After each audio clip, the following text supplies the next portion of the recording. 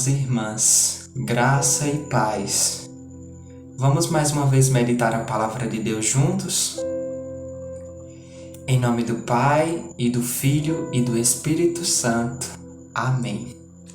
Vinde, Espírito Criador, as nossas almas visitai, e enchi os corações com vossos dons celestiais.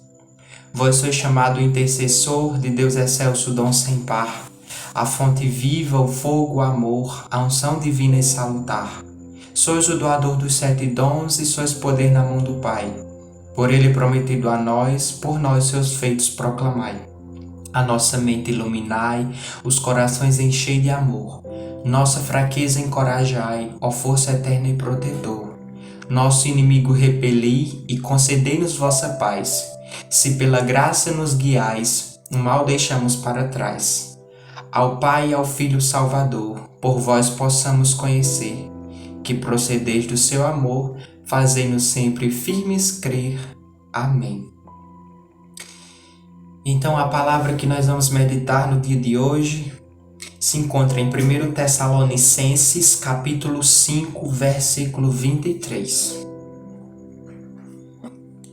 Vamos pegar a nossa palavra.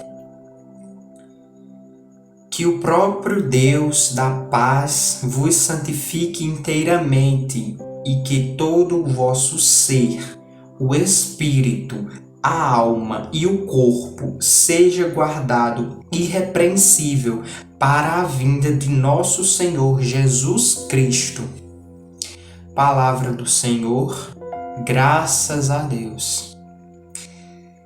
Então, meus irmãos e minhas irmãs, essa palavra que nos vem no dia de hoje, no projeto de leitura mensal do mês de novembro, da Diocese de Afogados da Ingazeira, da RCC, é a carta de Paulo, que ele envia à comunidade de Tessalônica. E esse trecho que nós pegamos hoje já é o finalzinho, já é na parte em que, na minha Bíblia diz assim, bênção e saudações finais. Na sua Bíblia pode ter um título diferente, mas geralmente é isso mesmo, é a saudação, é o despedir-se da carta de Paulo. E ele está pedindo a Deus para que santifique aquela comunidade, para que o próprio Deus santifique aquela comunidade e que todo o vosso ser, olha o que ele pede a Deus, que todo o vosso ser, o espírito, a alma e o corpo, quer dizer, toda a pessoa de dentro para fora, inteiramente, a palavra é clara, inteiramente, seja guardado irrepreensível para a vinda de nosso Senhor Jesus Cristo. E o que significa estar irrepreensível? Não precisar ser julgado, não precisar ser culpado, não precisar ser cobrado de alguma coisa. É ser irrepreensível, não precisar ser chamado a atenção. Então, Paulo reza para que aquela comunidade ela esteja irrepreensível, ela esteja em um momento em que ela não precise ser chamada a atenção por ninguém. Até porque também, o formador, Paulo, o grande formador, o de perseguidor a perseguido, ele foi uma grande figura, ele é uma grande figura hoje para nós, principalmente, por tudo isso que nós já lemos dele.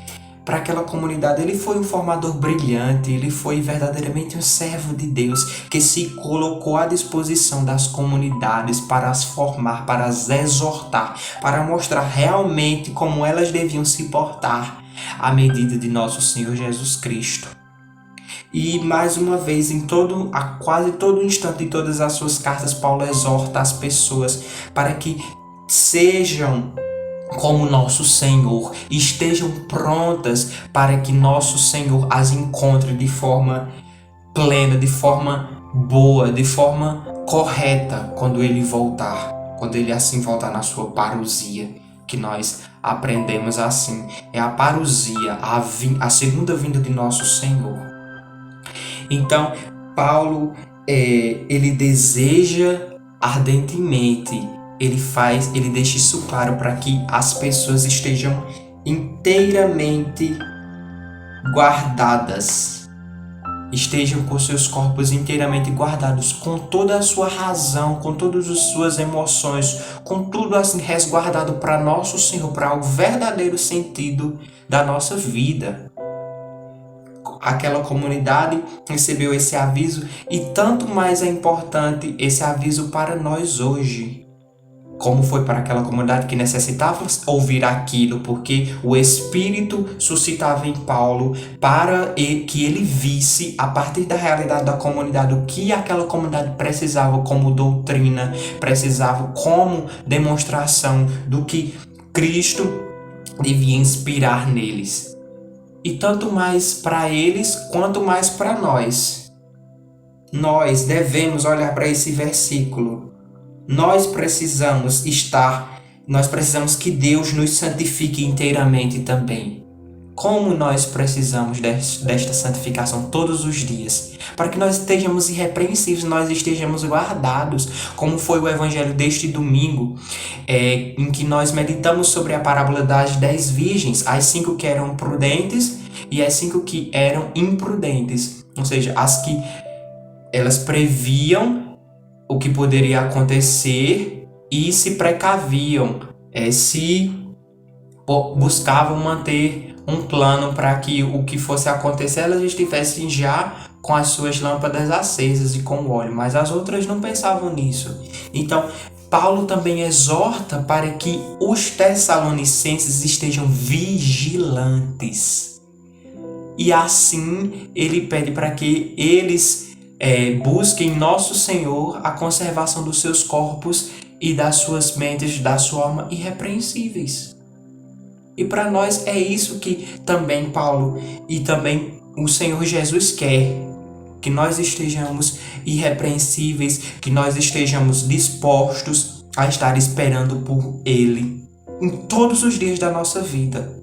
Que nós tenhamos essa certeza de que nós temos que viver como se o amanhã realmente não existisse. Como se o amanhã realmente não fosse chegar, porque a gente não tem certeza do futuro. A gente só tem certeza do hoje. Por isso que nós devemos depositar a nossa confiança em Deus. Porque só Ele é capaz de nos tornar irrepreensíveis, só Ele é capaz de nos confortar, só Ele é capaz de nos consolar para que nós não fiquemos nos preocupando com o amanhã, com as coisas que poderão vir, que nós nem sabemos se realmente irão acontecer. Então, que a gente lendo este trecho, a gente lendo esse versículo, essa perícope, a gente se encontre nessa situação de querer se manter irrepreensível, de querer se manter guardado, de querer se manter da forma correta como Jesus nos quer, como Jesus pede que nós sejamos. Que nós busquemos ser santos e que nós busquemos ser irrepreensíveis. Aí sim, o Deus da paz, que Paulo invoca aos Tessalonicenses para que ele os guarde, também guardará a nós da mesma forma.